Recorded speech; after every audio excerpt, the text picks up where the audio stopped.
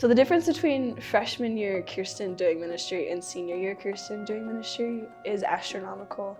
I remember freshman year I was so broken, or at least I felt broken, and I would go to ministry week after week and being like, how on earth can I pour out into anybody right now? I was like, can anybody else do this? Like, I'm not the person, please don't pick me.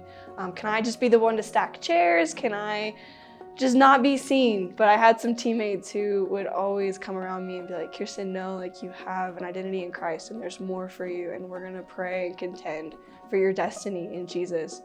And we did. And so after a couple of years, I got to be in some leadership opportunities and being co-leaders with some awesome people who would see the strengths that I had and call them out, but also honest enough to say the things I needed to work on.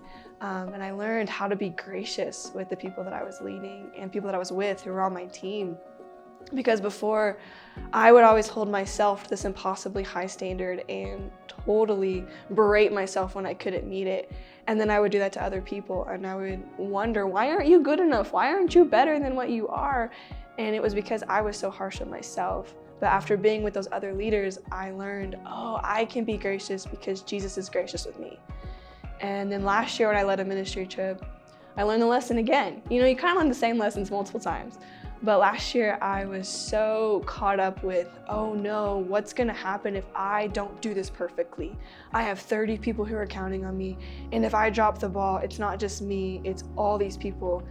And I couldn't even help but, I didn't even want other people to help me because I was so afraid that it would break in someone else's hand and that it would look bad on me. God had so much grace on it, so the trip turned out wonderfully, but I look back and I'm like, oh, I see that these are big areas of growth where I learned how to lead with an open hand, not a closed one. And so this year has been totally different for me. I have loved being able to pour out just as I've been poured into in the prayer room and in my classes. And coming and leading this trip has been so unique because I've seen how now my hand is open and I'm wanting people to join my leadership team and saying, hey, you take this, you take ownership and do what you can because you're gifted in that. And I don't have to be the one holding my fist so tightly and having everything so close to my chest because I'm afraid it won't work out.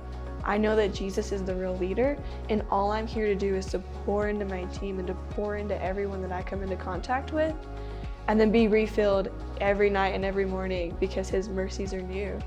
And it's so nice to lead that way because I'm so much happier and I'm so much more able to get to know my team and to talk to more people and to hear their stories and to be the person that I was created to be. So it's been so different over the last 4 years, and I'm very happy with where I've ended up.